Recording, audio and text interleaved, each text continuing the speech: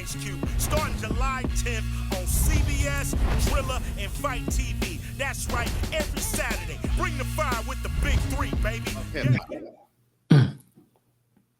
Cardi B and Megan Thee Stallion, those are the black Jezebels of hip hop. Now, I'm not calling them, right? Excuse me, Jezebels. When I describe their music as bag getting slut rap, I'm not calling any of my sisters sluts. I wouldn't do that. I don't know them as individuals. I'm characterizing the genre of rap that they are representing.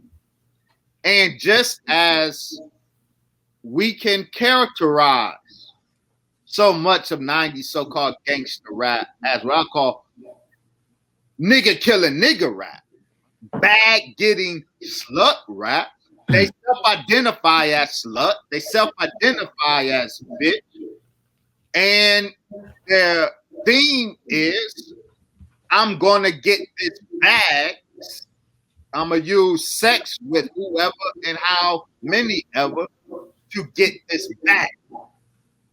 So that characterizes the music they put out, though I don't know who the individuals are themselves. Remember, Little Kim was not like her stage persona. Yeah. Not in real life. The same one who made Little Kim made Cardi B.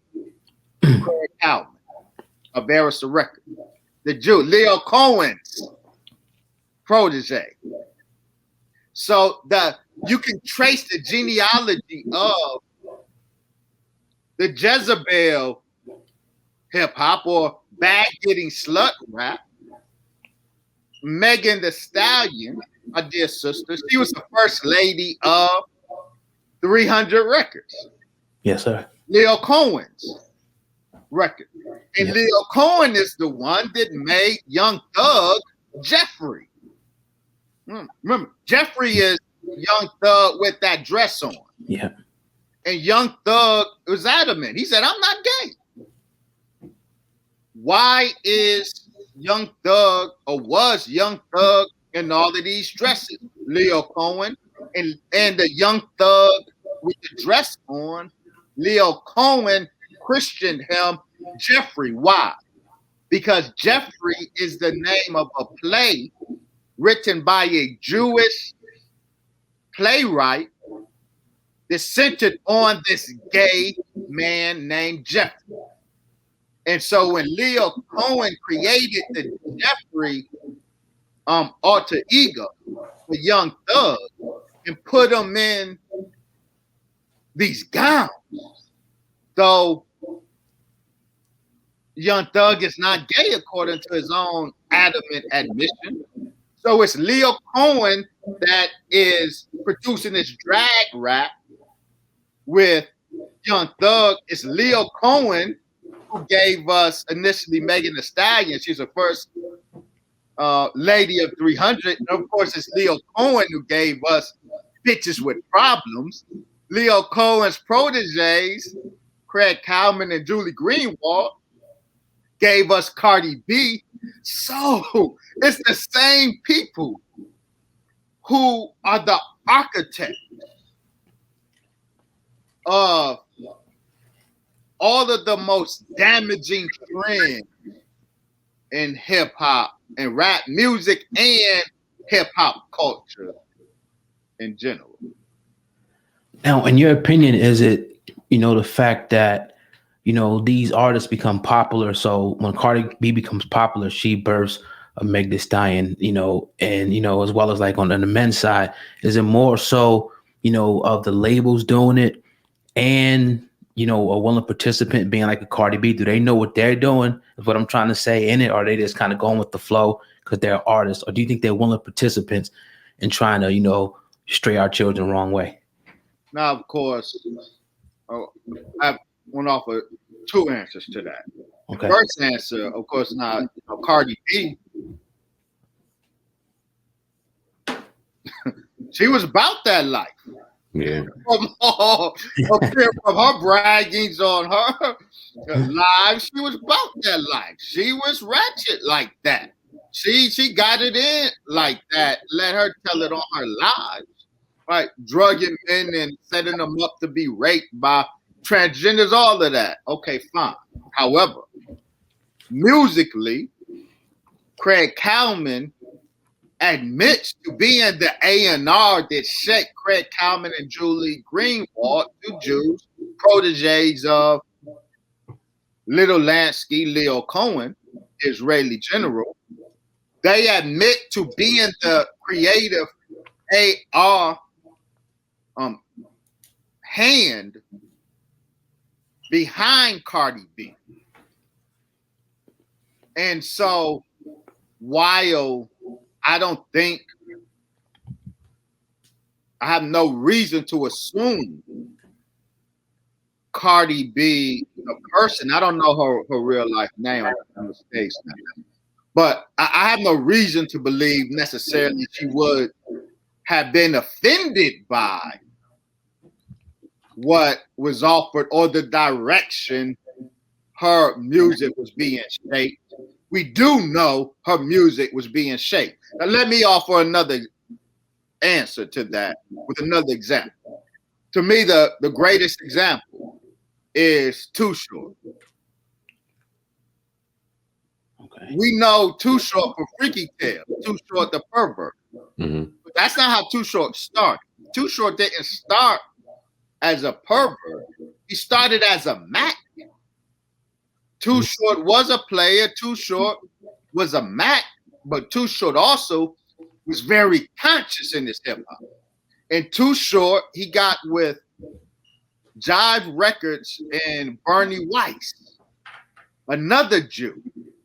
And Too Short described for us the conspiracy, his own words, the conspiracy that took place in the 90s did not just transform Too Short the Mac into Too Short the pervert, but he says transformed hip hop and made hip hop booty music soaked because Bernie Weiss instructed him. Too Short the Mac wanted to make, because he always made Mac music, but he always made socially conscious music. And Too Short wanted to make a full album, like In the Ghetto, a full album of socially conscious music. Bernie Weiss said, no, unless you make, they made a verbal deal. And Bernie Weiss said, if you make the most raunchiest record, totally off the meter in terms of freakishness, if you do that, I will let you make the positive album. Too Short said he made You Nasty, right? With the nasty cover, porn star on the cover, the birth of Too Short the Pervert, Freaky Mr. Freaky Tales. He did it because Bernie Weiss instructed him to do it in order to be able to make the conscious, positive album he wanted to make. And then after he made You Nasty, Bernie Weiss and Jive Records disallowed Too Short from making the positive album. So Too Short said there was a conspiracy in hip hop. The label heads made a conscious decision to take hip hop in the direction that made it pornographic in its expression. And the same forces, see, Bernie Weiss in this relationship to Clive Davis and Clive Calvin. R. Kelly isn't the true freak of the industry.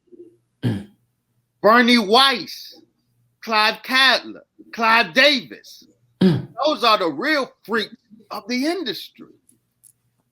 So yes, there was a deliberate, orchestrated effort among the label heads and operatives to take hip hop in these directions. But you find people who wanted to get that bag. So Lil Nas X, again, go back. He said, shoot, I was sleeping on my sister's floor. They had no money. Shoot, now I'm gay. Meaning, no, I was propositioned. And I wanted that bag. And I got that bag. One more example. Yes, sir. I'm not close. I think it's very short. Talking about Bernie, talking about Weiss. Mm-hmm. Frank Ocean. Yeah. He's not a rapper, but they put him in a category of gay rappers. What I found extremely interesting is the career origin of Frank Ocean. He said that, well, Bernie Weiss is talking. The same Bernie Weiss. Wow. He said that he signed Frank Ocean and he applies that he gave him $1 million check and he had never heard any of Frank Ocean's music. What then was it, Bernie Weiss? Right. What was it that attracted you to Frank Ocean? Why did you give him $1 million check? And you didn't hear his music, so it wasn't based on his music. And of course, Frank Ocean's debut was his song "Singing to a Man," if I'm not mistaken. So now I don't know if Frank Ocean was gay before that $1 million check. I don't know. But Weiss didn't hear no music. He saw designs for Frank Ocean. He cut him $1 million check, sight unseen, and then we get this gay R&B / hip hop on urban radio all of a sudden. It's not an accident.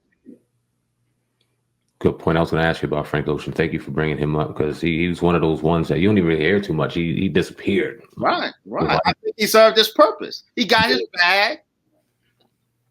And I don't think it at that time it didn't catch, but they have been they've been a drumbeat, right? So I think Frank Ocean was their initial salvo, the initial effort. And he disappeared, but I think the Lil Nas X project, that's what it is. The Lil Nas X project signals the pinnacle of their success.